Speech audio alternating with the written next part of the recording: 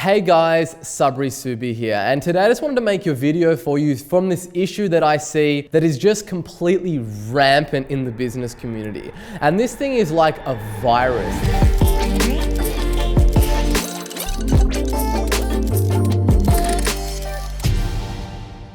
And that's this issue of people wearing the fact that they don't advertise or that they get all their customers from word of mouth as like a badge of honor, and they like shine it up and they just walk around with it on their chest just as a complete badge of honor of pride. Like you speak to people and they're like, yeah, like I don't advertise, I get all of my customers from word of mouth. And like as soon as that comes out of somebody's mouth, like I know that they're broke and I know that they're playing down here when they could be playing up here. And it's not that I have anything against word of mouth. Like we get a lot of word of mouth business in my business from the work that we do, and it's great, right? It's like the icing on the cake, but it isn't the cake. Really, if you think about like your business, right? Just say for instance, you're getting 2 to 3 clients per month from word of mouth, and each client is worth a couple of grand to you. And you've been doing that for a number of years, and typically most businesses have like a little nest egg or like a safety net of cash that's sitting in the bank account. If you look around the world right now and you look at like the interest rates that you get paid on that cash, it is literally abysmal. However, when you factor in inflation, it's actually costing you money to keep that money in a bank account. You know, money is energy, and you want to pump that energy back into your business, refeed it back in as like a feedback loop, and really just accelerate your business. Because if you've got a bunch of cash sitting in your bank account, let's have a look at how you can put that money to work. So we've already covered, if you look at a high interest savings account, 1 to 3% max. Yeah, putting $1 in and getting $1.03 back. That's not very exciting. Now, if you look at property as an investment vehicle, if you look at over the last 10, 20, 30 years, the average returns are 12%. Now, I know I'm gonna have a whole bunch of property people jumping in and hating on this and saying, oh, well, look, my clients get a 200 or 300% return or whatever it might be. And look, that may be the case in isolated incidents, right? Or that might be the case in a certain market. But if you look, I've looked at the stats, and if you basically have a look over the last 10, 20, 30 years, the average returns are 12%. Let's take another one. Let's go, for instance, and have a look at like the stocks and bonds. Like you're typically looking at, again, 7 to 9%. $1's going in, you're getting $1.07 back or $1.09 back. This isn't the kind of thing that's going to build generational wealth. It's not something that's really going to elevate you to a whole new level.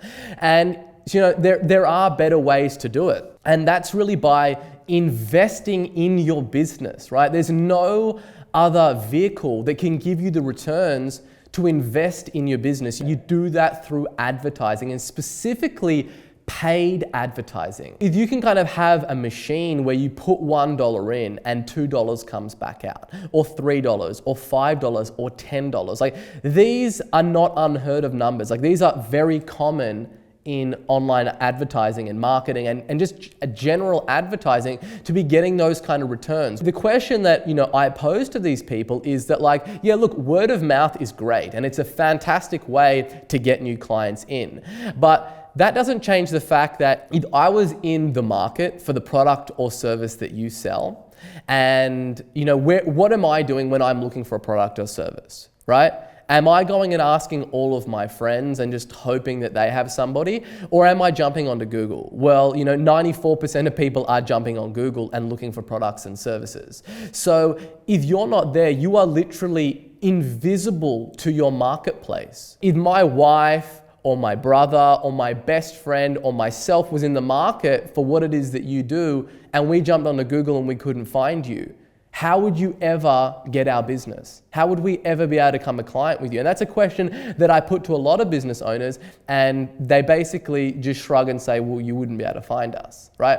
Now that's an opportunity, right? That's an opportunity that you can take that money that's just sitting there and rotting, and you can put it to work and you can start to multiply that. In my business, if our ads go down for some particular reason, like I am running around these offices like a madman. And I'm like, we need to get the ads live, call our rep, call our Facebook or Google rep, like we need to get back online immediately.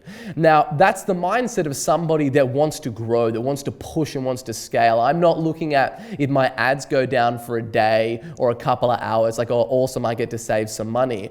I look at what is that costing my business to not be out there in the marketplace and getting new clients in. I know the unit economics. I know how much a lead is worth to my business. I know how much, running traffic is worth to my business. So when I don't run it for a day or for an hour, it's costing me money. And that's really the way that you want to think about it, is all this time that you go without pushing and shoving and getting your message out there to the marketplace, you are literally losing so much money. You're not winning, you're not in an incredible situation because you get all your customers word of mouth. No great business was built by word of mouth alone. Do you know what I mean? Like that's a lot of a viral loop that gets businesses growing and growing really quickly. But at the end of the day, it comes down to, well, how are you getting that initial customer base? How are you going out there and fueling that fire to come back in? So then it kicks off a lot of word of mouth customers coming in from referrals and other people talking about you in the marketplace. So, we do SEO in our business. We do Facebook ads, Google ads, remarketing, Gmail ads, YouTube, like every single avenue that really you can do. And you're not always going to get the same return on each channel. Do you know what I mean? And that's okay, as long as you are out there multiplying money. If you sit down and actually just think about it, growing a business is mathematics. That's literally it. Once you've got a firm grip on those numbers and for how much a lead is worth to your business, basically what you can do is you can pick a goal, like a financial goal for your business that you want to hit, and it might be $1 million a year. And once you start running some ads for a while and some advertising and start getting attention and getting leads coming in or getting sales coming in, you can find out what it costs you to get a customer. Then you can divide how many leads you need to get in order to get a customer, and you can work out exactly how much a lead is worth to your business.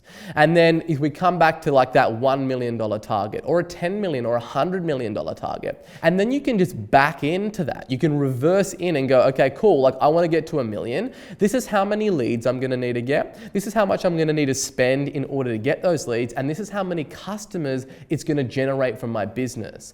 So when you're looking at growing your business, unless you are advertising, you're going to be operating by whatever fate just falls in your lap that month. Like, oh, I had a great month, I got 3 referrals this month. That's no way to look at growing a business, because as I said, okay, you want to get to $1 million, like, how many referrals are you going to need to get that? And then how are you going to just generate those referrals like clockwork, where without a shadow of a doubt they're coming into your business? And that predictability and that consistency is what you literally need in your business for you to have the peace of mind to be able to go out there and like hire people and pay salaries and get an office and start investing in your business as a vehicle for wealth. Like, you need that predictability. Otherwise, you're just going to be up at night, like tossing and turning, and you're going to wake up at 3 a.m. in like a deep sweat, panicking, like, holy shit, how am I going to make pay run right now?